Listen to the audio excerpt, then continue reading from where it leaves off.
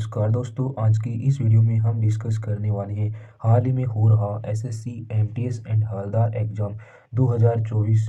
मेरे प्यारे दोस्तों, 24 अक्टूबर की फर्स्ट शिफ्ट में जितने भी मेरे को 100 एंड ऑथेंटिक क्वेश्चन मिले हैं उनके बारे में डिस्कस एंड एनालाइज प्यारे दोस्तों important fact and important point के साथ डिस्कस करने वाले हैं। इस अपना पहला क्वेश्चन है, सन 2001 की जनगणना के अनुसार लिंगा अनुपात जो है वो प्रति हजार पुरुषों के अनुपात में महिलाओं का जो अनुपात था वो कितना है। सो गाइस, इसका जो करेक्ट आंसर होगा वो क्या होगा, 933 इसका बिल्कुल करेक्ट आंसर हो जाएगा। इस जो है आपको इसको याद रखना है। इसी प्रकार से दोस्तों अपन जो है नेक्स्ट क्वेश्चन की ओर बढ़ते हैं और नेक्स्ट क्वेश्चन अपना क्या है, भारतीय संविधान का दोस्तों अनुच्छेद जो है वो 21A, इसके अंतर्गत क्या संबंधित है। ये जो अनुच्छेद है वो किससे संबंधित है इसके बारे में हमको बताना है। सो गाइस, इसका जो करेक्ट आंसर होगा वो क्या होगा, शिक्षा का अधिकार जो है इसका बिल्कुल करेक्ट आंसर हो जाएगा। अब दोस्तों इससे जुड़े हुए जितने भी important fact and important concept हैं उनके बारे में हम डिस्कस करते हैं। जैसा कि दोस्तों सन 2002 के अंतर्गत जो है वो 86वें संवैधानिक संशोधन के द्वारा दोस्तों भारतीय संविधान में शिक्षा का अधिकार जो है वो शामिल किया गया है। और दोस्तों मौलिक अधिकार की श्रेणी में शिक्षा का अधिकार शामिल किया गया है। इस इम्पोर्टेंट पॉइंट को भी आपको रिमेम्बर कर लेना है। अब दोस्तों हम जानते हैं इससे जुड़े हुए और इम्पोर्टेंट फैक्ट जो कि हमारी एसएससी एमटीएस एग्जाम में बहुत ही महत्वपूर्ण रहने वाला है। मेरे प्यारे दोस्तों, अनुच्छेद 14 की बात की जाए तो अनुच्छेद 14 के अंतर्गत जो है कानून के समक्ष समानता एक मौलिक अधिकार है। इसी प्रकार से दोस्तों यदि अनुच्छेद 14 के अंतर्गत इसके बारे में और जाने तो अस्पृश्यता का उन्मूलन और इसके अभ्यास का निषेध भी एक मौलिक अधिकार है। इस इम्पोर्टेंट पॉइंट को भी आपको अच्छी तरीके से ध्यान में रखना है। इसी प्रकार से दोस्तों अपन नेक्स्ट इम्पोर्टेंट फैक्ट की ओर बढ़ते हैं। नेक्स्ट अपना अनुच्छेद 17 है। अनुच्छेद 17 के अंतर्गत जो है वो अस्पृश्यता का उन्मूलन और इसके अभ्यास का निषेध करना जो है वो एक मौलिक अधिकार है। ये अनुच्छेद 17 के अंतर्गत आता है। इसी प्रकार से दोस्तों यदि बात की जाए अनुच्छेद 18 के अंतर्गत क्या आता है तो अनुच्छेद 18 के अंतर्गत जो है सैन्य और शैक्षणिक को छोड़कर उपाधियों का उन्मूलन भी एक मौलिक अधिकार है। इसको जो है अनुच्छेद 18 के अंतर्गत शामिल किया गया है। इस इम्पोर्टेंट फैक्ट को भी आपको अच्छी तरीके से रिमेम्बर कर लेना है। अब दोस्तों हम बढ़ते हैं नेक्स्ट क्वेश्चन की ओर और अपना नेक्स्ट क्वेश्चन क्या है, वन नेशन और वन स्टूडेंट आईडी कार्ड का जो नाम है वो क्या रखा गया है, इसका अपन को बताना है। तो इसका जो सही आंसर होगा इसका वो क्या होगा, अपार आईडी इसका बिल्कुल करेक्ट आंसर हो जाएगा। अब दोस्तों हम बढ़ते हैं नेक्स्ट क्वेश्चन की ओर और नेक्स्ट क्वेश्चन अपना क्या है, जैसा कि दोस्तों यहाँ पर आप देख सकते हैं बीसीसीआई के द्वारा दोस्तों कौन से दो ऐसे व्यक्ति हैं जैसे कि कर्नल सी के नायडू लाइफ टाइम अचीवमेंट पुरस्कार से उनको सम्मानित किया गया है। सो गाइस, वह दो व्यक्ति आप यहाँ पर देख सकते हैं। इसका करेक्ट आंसर क्या होगा, एक तो रवि शास्त्री और एक फारूक इंजीनियर। ये ऐसे दो व्यक्ति हैं जिन्होंने बीसीसीआई के द्वारा जो है वो सी के नायडू लाइफ टाइम अचीवमेंट पुरस्कार से इनको सम्मानित किया गया है। इस इम्पोर्टेंट फैक्ट को भी आपको अच्छी तरीके से ध्यान में रखना है। नेक्स्ट क्वेश्चन पे बढ़ते हैं प्यारे दोस्तों और नेक्स्ट क्वेश्चन अपना क्या है, जैसा कि यहाँ पर आप देख सकते हैं, प्लवों के शिलालेखों में किसको वाणिज्यकर्ताओं के संगठन के रूप में जाना जाता है। मेरे प्यारे दोस्तों, इसका जो करेक्ट आंसर होगा वो क्या होगा, नगरम जो है इसका बिल्कुल करेक्ट आंसर हो जाएगा। इसी प्रकार से प्यारे दोस्तों इससे जुड़े हुए जितने भी इम्पोर्टेंट फैक्ट एंड कॉन्सेप्ट हैं उनके बारे में हम अच्छी तरीके से डिस्कस करते हैं। जैसा कि दोस्तों यहाँ पर दिखाया गया है, प्लवों के शिलालेखों में कई स्थानीय सभाओं का भी वर्णन देखने को मिलता है। अब दोस्तों यदि बात की जाए नगरम शब्द का मतलब क्या होता है, जैसा कि दोस्तों यहाँ पर आप देख सकते हैं, व्यापारियों का दोस्तों एक क्या होता है, संगठन होता है, उनको नगरम क्षेत्र में शामिल किया गया है। इस इम्पोर्टेंट फैक्ट को भी आपको अच्छी तरीके से ध्यान में रखना है। अब दोस्तों अपन बात कर लेते हैं उर के बारे में। उर क्या है, उर दोस्तों एक ऐसा स्थान है जहाँ पर दोस्तों किसान रहते थे और मुखिया के नेतृत्व में थे जो एक कर एकत्र करते थे और भुगतान करते थे, उससे संबंधित जो है वो उर कहलाता है। इसी प्रकार से दोस्तों यदि बात की जाए नगरम की, तो नगरम के अंतर्गत जो है वो क्या होता है, जहाँ पर दोस्तों वाणिज्यकर्ता और व्यापारी निवास करते हैं, वह नगरम के अंतर्गत आता है।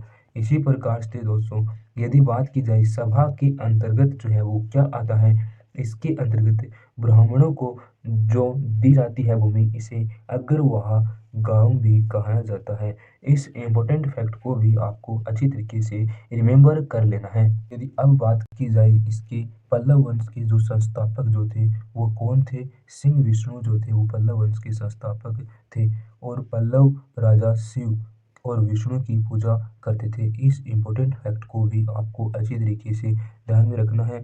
और दोस्तों पल्लवों की जो राजधानी थी वो क्या थी, तो इसका करेक्ट आंसर होगा कांचीपुरम जो थी वो पल्लवों की राजधानी थी। इस इम्पोर्टेंट फैक्ट को भी आपको अच्छी तरीके से रिमेंबर कर लेना है। नेक्स्ट क्वेश्चन की ओर बढ़ते हैं प्यारे दोस्तों। नेक्स्ट क्वेश्चन अपना क्या है, जनजातीय लोक नृत्य, जैसे कि दोस्तों ये हो गया जेलियांग जो है वो भारत का ऐसा कौन सा राज्य है जिसमें दोस्तों एक लोकप्रिय रूप के रूप में मनाया जाता है। सो गाइस इसका जो करेक्ट आंसर होगा वो क्या होगा, नागालैंड जो है इसका बिल्कुल करेक्ट आंसर हो जाएगा। अब दोस्तों हम इससे जुड़े हुए जितने भी इम्पोर्टेंट क्वेश्चन बन सकते हैं उन सभी के बारे में जो है अच्छी तरीके से डिस्कस एंड एनालाइज करने वाले हैं। जैसा कि दोस्तों यहाँ पर आप देख सकते हैं पश्चिम बंगाल जो राज्य है उसमें कौन कौन से लोक नृत्य हैं, यहाँ पर आप देख सकते हैं। जैसा कि दोस्तों काठी हो गया, गबीरा, डली, जात्रा, बोल, मरसिया, महल, कीर्तन, इस प्रकार से जितने भी जो हैं ये पश्चिम बंगाल में जो है लोक नृत्य हैं, प्रसिद्ध लोक नृत्य हैं। अब दोस्तों हम जानते हैं इससे जुड़े हुए और जो है महत्वपूर्ण जानकारी, जैसा कि दोस्तों यहाँ पर आप देख सकते हैं आंध्र प्रदेश में दोस्तों कौन कौन से लोक नृत्य हैं।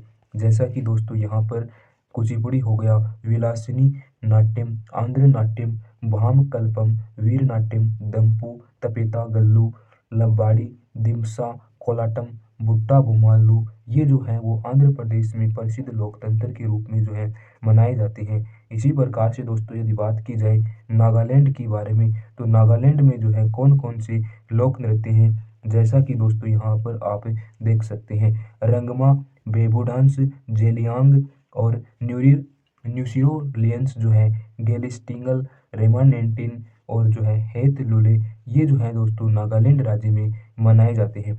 इस प्रकार से दोस्तों इनको आप जो है एक बार कमेंट बॉक्स में ज़रूर लिख दीजिएगा ताकि जो है आपको अच्छी तरीके से रिमेंबर हो जाए। इसी प्रकार क्वेश्चन है कि उड़ीसा के राज्यपाल को जो है दोस्तों नियुक्त किया गया है किसके रूप में, ऐसा कौन जो है जो उड़ीसा का वर्तमान में हम कह सकते हैं कि जो राज्यपाल है। सो गाइस इसका जो करेक्ट आंसर होगा वो क्या होगा, रघुवर दास जो है इसका बिल्कुल करेक्ट आंसर हो जाएगा। दोस्तों यदि रघुवर दास के बारे में बात की जाए दोस्तों, तो वह जो थे वो झारखंड के पूर्व मुख्यमंत्री भी थे। तो हम यहाँ पर देख सकते हैं कि रघुवर दास जो है वो झारखंड के पूर्व मुख्यमंत्री भी थे और दोस्तों वर्तमान में ओडिशा के राज्यपाल के रूप में उनको नियुक्त किया गया है। इस इम्पोर्टेंट फैक्ट को भी आपको अच्छी तरीके से ध्यान में रखना है। नेक्स्ट क्वेश्चन की ओर बढ़ते हैं प्यारे दोस्तों। नेक्स्ट क्वेश्चन अपना क्या है, जैसा कि यहाँ पर आप देख सकते हैं कौन सा एनिमेलिया का जो है वो सबसे बड़ा संघ होता है।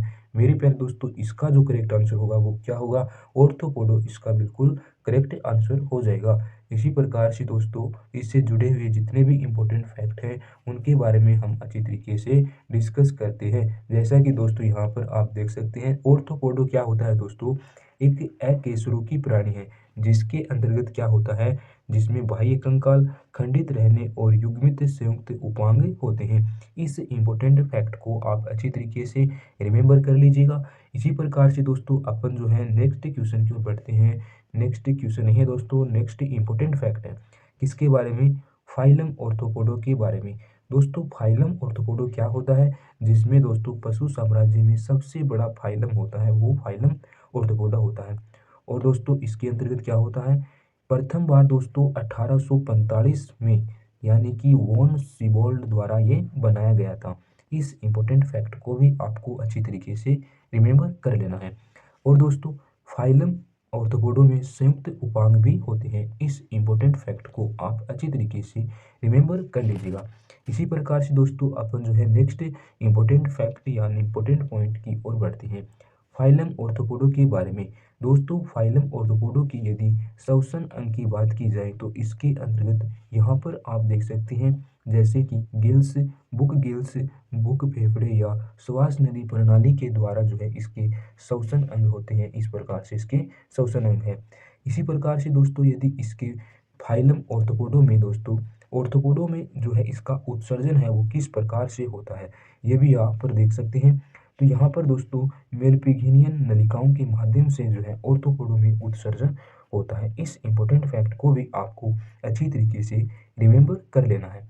इसी प्रकार से दोस्तों अपन जो है नेक्स्ट क्वेश्चन की ओर बढ़ते हैं और अपना नेक्स्ट क्वेश्चन नहीं है दोस्तों, फाइलम ऑर्थोपोडा के बारे में ही है। तो फाइलम ऑर्थोपोडा के उदाहरण कौन कौन से हैं, जैसा कि दोस्तों यहाँ पर आप देख सकते हैं इसके अंतर्गत कॉकरोच हो गया, झींगा, केकड़ा, बिच्छू, सेंटीपीड और हाउस फ्लाई, टिक्स और माइट्स, इस प्रकार के जितने भी हैं दोस्तों वो फाइलम ऑर्थोपोडा के उदाहरण के अंतर्गत आते हैं। इस इम्पोर्टेंट फैक्ट को भी आपको अच्छी तरीके से रिमेंबर कर लेना है। अब मेरे प्यारे दोस्तों आपसे एक रिक्वेस्ट है, प्लीज़ वीडियो अच्छा लगा हो तो लाइक कीजिएगा, कमेंट कीजिएगा और वीडियो को शेयर कीजिएगा। और मेरे प्यारे दोस्तों इसी प्रकार से आपको सभी एग्जामिनेशन की जो है प्रीवियस क्वेश्चन और एग्जामिनेशनों के शिफ्ट वाइज क्वेश्चन चाहिए तो आप जो है हमारे चैनल को सब्सक्राइब जरूर कर लीजिएगा दोस्तों। साथ ही में एक बेल आइकन दोस्तों यानी घंटी का निशान भी दिख रहा होगा, उसको भी प्रेस कर लीजिएगा ताकि प्रत्येक वीडियो का नोटिफिकेशन सबसे पहले आप तक पहुंच जाए। सो गाइस आज के लिए इतना ही। जय हिंद, जय भारत एंड टेक केयर।